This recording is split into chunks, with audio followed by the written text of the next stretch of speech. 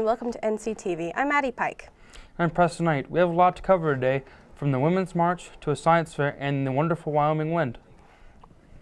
First off, we have NCTV talking to K2 TV's meteorologist Eric Dean if harsh winds can affect our emotions and the way they treat others. Wind makes people go crazy because when it starts getting really heavy and they're starting to blow all over the place and stuff, then it makes people just want to stay indoors. They don't really want to do anything. So it's a psychological thing. When there's no wind outside, again, people want to go outside, they enjoy it. You know, they actually show they're happier with no to little wind as opposed to... So positively charged ions affect a human's mood in a sense of, you have two types of ions. You got your positive ions, your negative ions. Your negative ions, typically when the weather is down and you see lightning and stuff, and it's just heavy wind and crazy stuff like that, those are going to be more towards your negative ions because it just gets people in kind of like an depressed situation. Serotonin is that chemical that just creates, balance and everything. So if there's, bad weather and there's, you're going to be in a bad mood or something bad happened, your serotonin levels are going to go down and you're just going to be, in some type of a funky, I guess we can say funky mood all day. That's why a lot of times, like in a stressful environment such as a newsroom, that's why a lot of times people go outside for a couple minutes, get some fresh air, positive, ions, serotonin level goes up, puts us kind of in it basically gives us kind of a chance to just breathe and just catch our breath and what have you.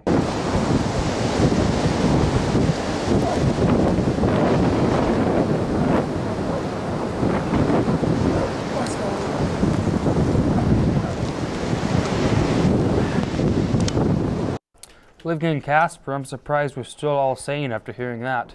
The price we pay for living on the high plains. Now some awesome news about NCHS. The practice of topping out a new building can be traced to an ancient Scandinavian tradition of placing a tree atop a new building to appease the tree-dwelling spirits. To place in its construction, NCHS will be performing something similar to the last beam going into our school's construction. I'm Emily Daniels, standing here with this final beam that is going to be put in the new building of Natrona County High School. Here's some more insight with Mrs. Harris. So the beam that's out there for students to sign is the last beam that will be placed on phase 6 of the construction project. The second or third week of February, we don't have an actual date yet, is actually when that final beam will be placed, and we'll have a celebration. All the students and staff will be out on the west side of the school there and watch that final beam go into place, and we'll have media here, covering that event. And then we'll have refreshments, donuts and cookies and hot chocolate or whatever. And we'll invite the community and any alum from Natrona County. There's a lot of people that still love our school and want to be a part of this. So we'll invite the community as well as our students and staff and have a big party. I don't know the exact location, but it's in phase 6. So it's the gymnasium building, and then it will be on the west side of that, above the classrooms and that portion on the west side. So I was kind of bummed when I found out it won't be visible when the build is completely done. But someday, in 100 years, when they demo the building, they're going to find all of our names there. So do you know where the tradition comes from? So my understanding is, in second to third week of February, we're going to have what's called a topping out party. And my understanding is it's a Scandinavian kind of tradition, and when they put the final steel in place on a building, it's kind of a celebration for the completion of that structural steel, and it's also a celebration for safety and good luck on the project. They have people sign that last piece of steel before they put it in place, and then they put an evergreen tree on the beam. When the crane's putting it into place, there will be an evergreen tree up that will go up with it, and then we'll plant that on our campus someday. I was at my contractors meeting yesterday, and they're actually going to provide that. So we'll have a balled and burlapped evergreen of some kind that will be, appropriate for our climate and it will fly into place, and then when the ceremony's done, then they'll bring it down and give it to us. And in the spring, we'll be able to have a celebration where we plant that tree somewhere east of the school between what's now the contractor's parking lot and CY. That's supposed to be a landscaped area. We could do it there. We could find one of the locations on the front lawn where we've had quite a few trees die. We could replace one of those with this tree. And then we also have a huge courtyard that will be between the gym and the football stadium. And so there's lots of possibilities. That story has me beaming. In sports news, Nechano County High School will be holding a press conference for Jordan Quigg and Thomas Robitaille on Wednesday, February 1st at 3:45 in the NCHS library. Jordan will be signing her letter to intent to play soccer at Sheridan College. Thomas will sign his letter to play intent football at Carroll College in Helena, Montana. Congratulations, Jordan Thomas. Every day is a great day to be a Mustang. Now let's turn our ears to some equally talented students. We have a live performance from our own Dean Shearer and Darwin Smith. NCTV presents Stockholm Affair.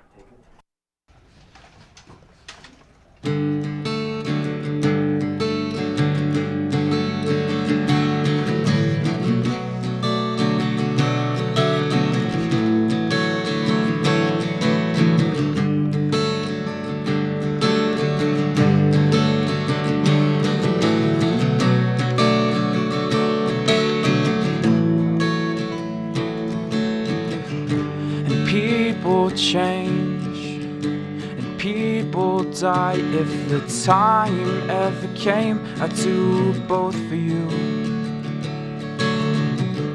The winds blow and change faces. The youthful person you once were has gone. Things will come and things will go.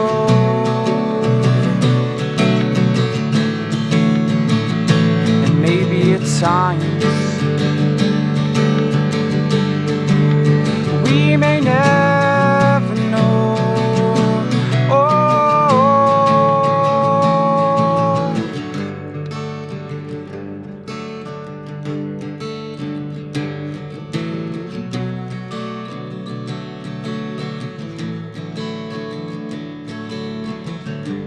People change and people die. If the time ever came, I'd do both for you. The winds blow and change faces. The youthful person you once were has gone. Things will come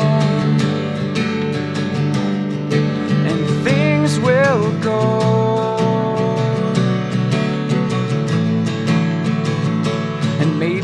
Times it'll never show.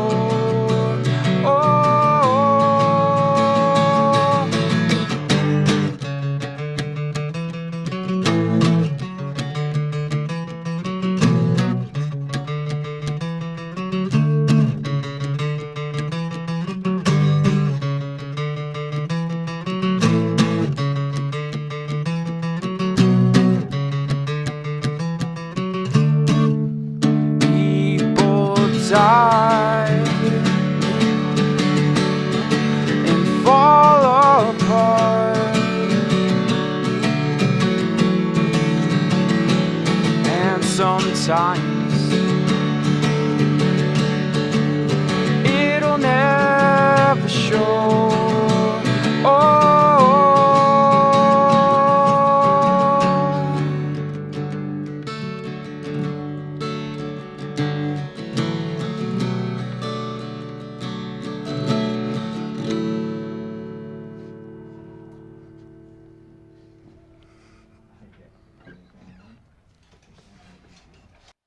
Thanks guys for your amazing performance.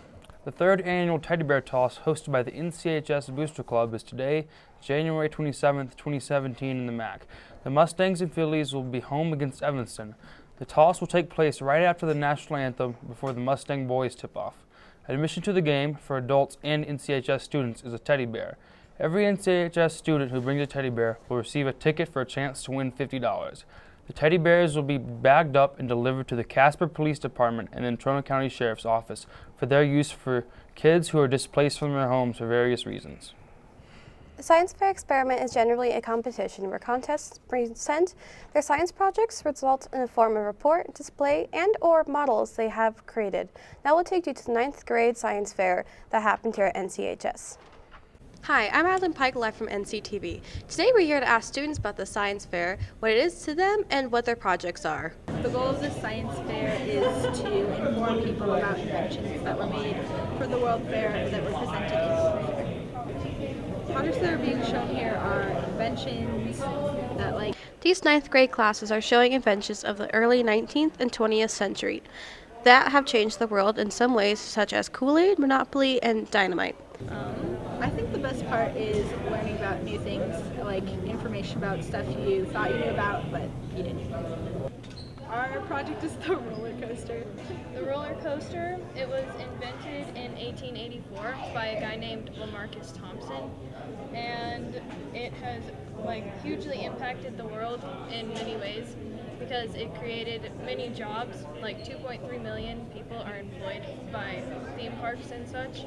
One of our first roller coasters was Switchback Rails, which went 6 miles an hour and only cost 5 cents to ride. Today's the fastest roller coaster goes 149 miles per hour and seemed to have huge changes since the days of the. You can really tell those students put a lot of work into their projects.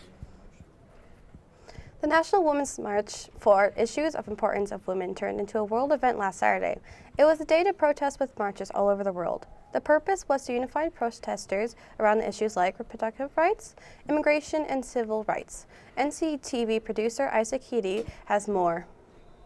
Hi, I'm Isaac Heedy from NCTV. As you can tell, things are starting to get pretty intense here at these women's marches. Please join us as we try to figure out exactly what's going on here. Saturday, January 21st was a very eventful day for the United States, as well as some parts of the world. Millions took to the streets in protest, fighting for equal rights and an end to racial and gender discrimination. These women's marches even reached Casper, Wyoming, with hundreds of people participating in a downtown march to the Lyric, at the location of the old Iris Theater. Can you tell us what this is all about? Sure. We just wanted to march in protest of the new White House administration. We want to maintain women's rights, minority rights, LGBTQIA+ rights, immigrants' rights.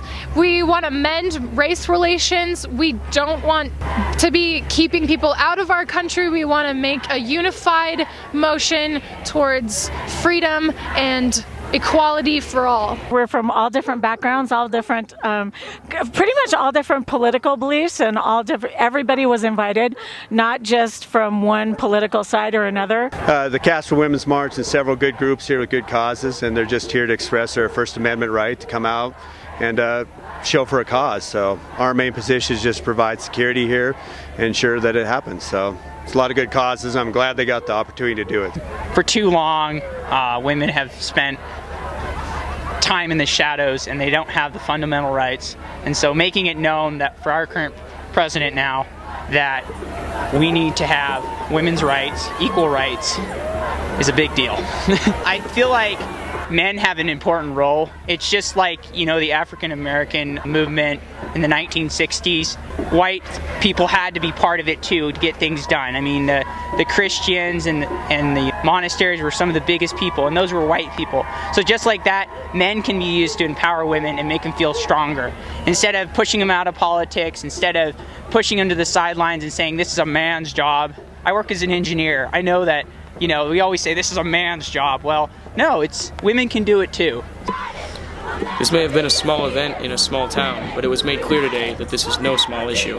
This has been Isaac Heedy at the Lyric downtown from NCTV. According to one of the videographers recording the event here in Casper, approximately 750 people attended the downtown march.